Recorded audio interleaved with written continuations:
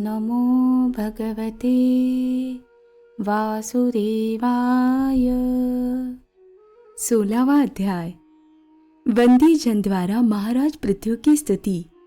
श्री मैत्रेय जी कहते हैं, महाराज पृथु ने जब इस प्रकार कहा तब उनके वचनामृत का आस्वादन करके सूत आदि गायक लोग बड़े प्रसन्न हुए। फिर वे मुनियों की प्रेरणा से उनकी इस प्रकार स्तुति करने लगे।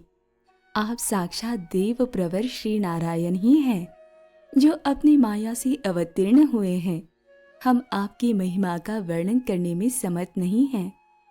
आपने जन्म तो राजा वेन के मृतक शरीर से लिया है, किंतु आपके पौरुषों का वर्णन करने में साक्षात ब्रह्मादि की बुद्धि भी चकरा जाती है। तथापि आपके कथामृत के आस्वादन में आदर बुद्धि रखकर मुनियों के उपदेश के अनुसार उन्हीं की प्रेरणा से हम आपके परम प्रशंसनीय कर्मों का कुछ विस्तार करना चाहते हैं। आप साक्षात श्री हरि के कलावतार हैं और आपकी कीर्ति बड़ी उदार है। ये धर्मधारियों में श्रेष्ठ महाराज पृथु लोक को धर्म में प्रवृत्त करके धर्म मर्यादा की रक्षा करेंगे तथा उसके विरोधियों को दंड देंगे। ये अकेले ही समय समय पर प्रजा के पालन पोषण और अनुरंजन आदि कार्य के अनुसार अपने शरीर में भिन्न भिन्न लोकपालों की मूर्ति को धारण करेंगे तथा यज्ञ आदि के प्रचार द्वारा स्वर्गलोक और वृष्टि की व्यवस्था द्वारा भूलोक दोनों का ही हित साधन करेंगे। ये सूर्य के समान अलौकिक महिमान्वित प्रतापवान और समदर्शी होंगे। जिस प्रकार सूर्य देवता 8 महीने तपते रहकर जल खींचते हैं और वर्षा ऋतु में उसे उड़ेल देते हैं, उसी प्रकार ये कर आदि के द्वारा कभी धन संचय करेंगे और कभी उसका प्रजा के हित के लिए व्यय कर डालेंगे।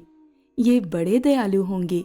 यदि कभी कोई दीन पुरुष इनके मस्तक पर पैर भी रख देगा तो भी ये पृथ्वी के समान उसके इस अनुचित व्यवहार को सदा सहन करेंगे।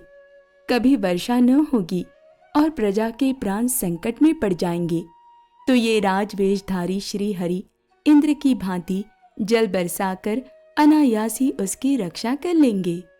ये अपने अमृतमय मुखचंद्र की मनोहर मुस्कान और प्रेम भरी चितवन से संपूर्ण लोकों को आनंद मग्न कर देंगे।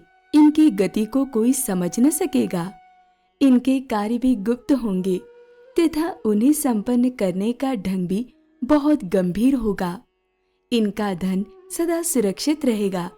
ये अनंत महात्म्य और गुणों के एकमात्र आश्रय होंगे। इस प्रकार मनस्वी पृथु साक्षात वरुण के ही समान होंगे।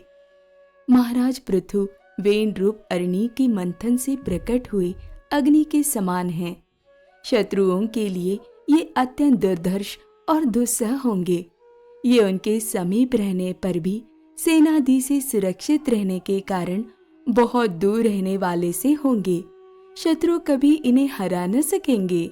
जिस प्रकार प्राणियों के भीतर रहने वाला प्राण रूप सूत्रात्मा शरीर के भीतर बाहर के समस्त व्यापारों को देखते रहने पर भी उदासीन रहता है, उसी प्रकार ये गुप्तचरों के द्वारा प्राणियों के गुप्त और प्रकट सभी प्रकार के व्यापार देखते हुए भी अपनी निंदा और स्तुति आदि के प्रति उदासीनवत रहेंगे। ये धर्म मार्ग में स्थित रहकर अपने शत्रु के पुत्र को भी दंडनीय न होने पर कोई दंड न देंगे और दंडनीय होने पर तो अपने पुत्र को भी दंड देंगे।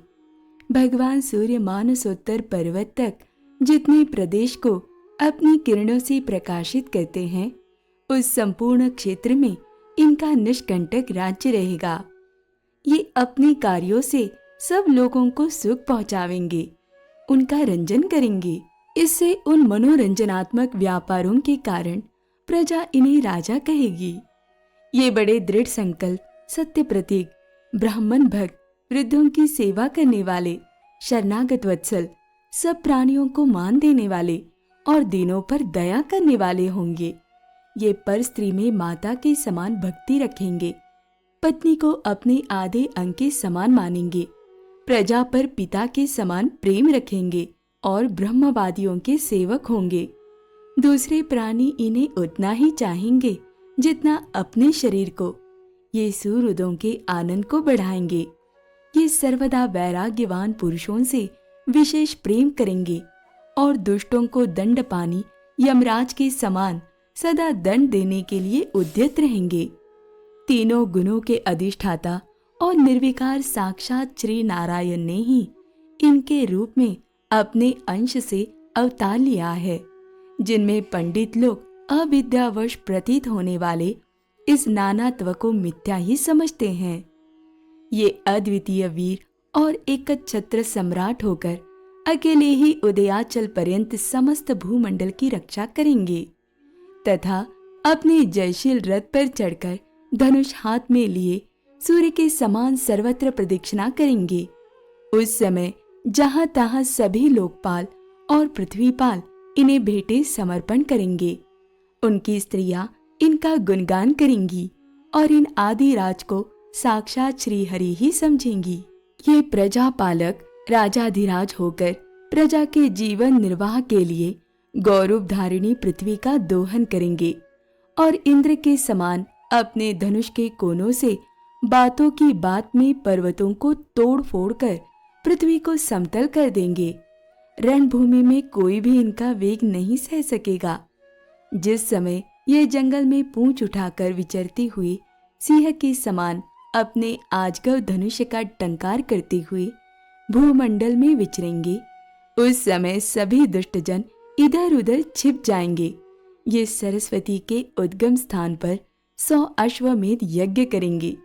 तब अंतिम यज्ञानुष्ठान के समय इंद्र इनके घोड़े को हरकर ले जाएंगे। अपने महल के बगीचे में इनकी एक बार भगवान सनत कुमार से भेंट होगी।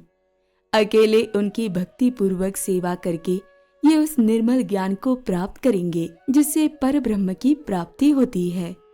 इस प्रकार जब इनके पराक्रम जनता के सामने आ जाएंगे, तब ये परम पराक्रमी महाराज जहां तहां अपने चरित्र की ही चर्चा सुनेंगे।